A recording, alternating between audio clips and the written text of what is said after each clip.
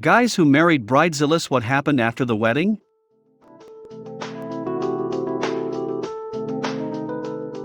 Got into a huge fight about broccoli on the honeymoon, all my fault of course. I knew then it was a mistake, toughed it out for 2 more years of abuse before I left.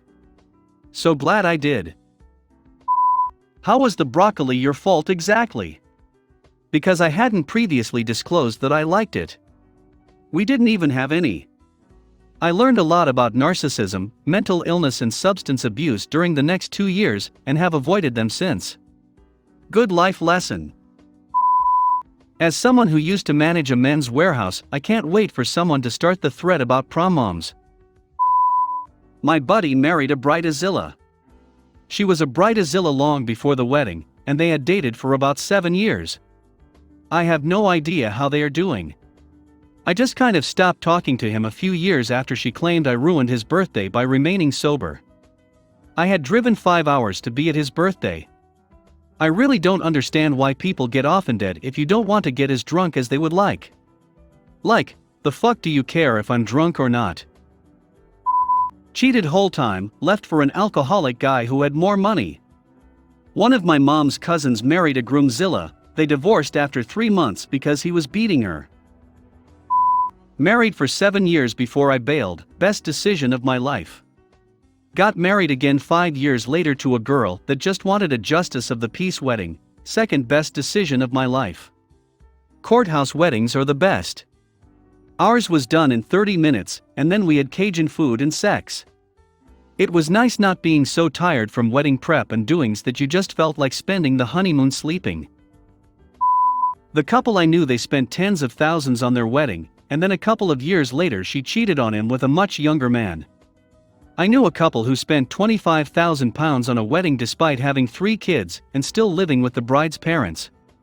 The bride had a very specific vision in mind and didn't care how much it cost. They divorced a year later when she cheated on him.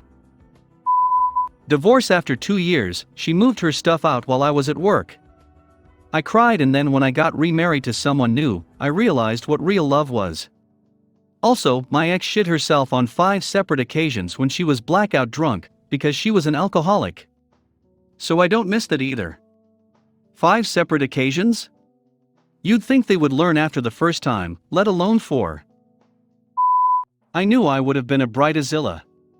I get extremely stressed about things and refuse to ask for help. My husband and I got married at the courthouse. Best decision ever. The fact that you were willing to do that to start with, and call it the best decision ever, means you couldn't ever have been a Bridezilla. My buddy married a Bridezilla. They are still together 10 years later. She posts on Instagram about their supposedly perfect marriage, but have been separated twice. I'm not sure how many of her friends know. He's an alcoholic now. I know this is not what you are asking, but my friend married a groomzilla. It was seriously nuts to watch. It could have easily wrecked all her friendships. He was so bossy, and had zero sense of how crazy he was acting. They are fine and he is back to normal, but I think it highlighted his controlling tendencies. She stabbed me in the thigh during the meal at our wedding. Still in prison. This story needs more than 2 sentences, even though they are admirably concise. Before reading these comments, I thought a Bridezilla was a woman huge and strong enough to be compared to Godzilla, and entered the thread eagerly expecting to read stories about grooms getting lifted and carried off into the sunset on wedding day. I am very disappointed. My uncle married this lady who was an insane Bridezilla, and put him into an enormous amount of debt because she wouldn't settle for any less than her perfect dream wedding. She had the marriage annulled after the fancy honeymoon and said she didn't want to be his wife, but she always wanted to have her dream wedding. Bitch. Man, after reading some of these stories, I fucking love my wife. She's awesome and her family was awesome during that time in our lives. I just wanted some good music and good food and to marry my best friend. I got all 3. I did not even want a wedding. My mom wanted a wedding. So she planned the whole thing. It was a fun backyard wedding. It was awesome.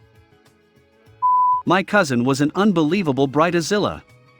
About a year after their horrifying wedding, her husband convinced her to seek help for her mental health. 5 years later, she's in a much better place and they're happy. Just in case anyone wanted a happy story. My friend married one. Less than 6 months and she wanted a renewing their vows ceremony. My grandparents renewed their vows every 5 years. They made it to 65 years before my grandfather passed. So many events. So many.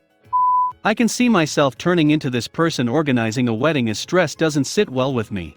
So if ever I was to get married, I would be better off just going away doing a Las Vegas ceremony, and then a party when home, and I think every person in my life would understand fully as I'd make their lives a living hell. Remember folks, be with a partner who wants a marriage, not a wedding. I'm upvoting the hell out of this comment. She apparently started cheating a few weeks before the wedding, he suspected, took him a while before he confirmed, they divorced. She was a horrible woman, friend had to go to therapy, went deeper into religion, found a new woman who is very nice, makes him happy, now has a little girl, and is finally happy. First wife ended up marrying the guy she was cheating with, don't really care about her anymore.